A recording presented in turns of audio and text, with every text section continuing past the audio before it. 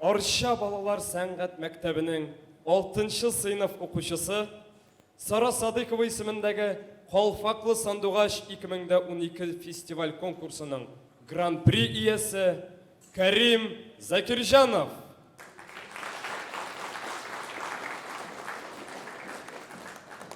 Бүркет турында баллады.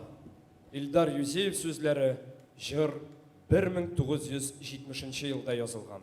Рояльда Айгөл Зайнуллина.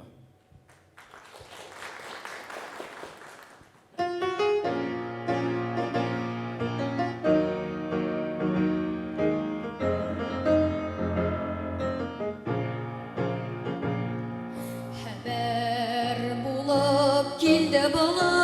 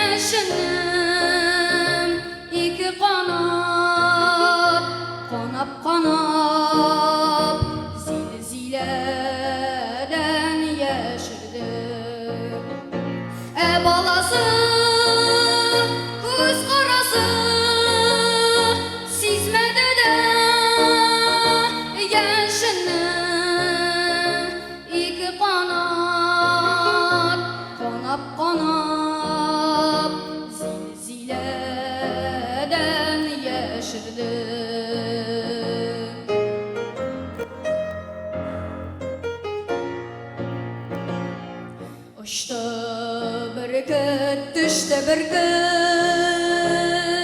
yüreğinde yarası, yaş aralaş, yılmaya ul, yukarıda balası,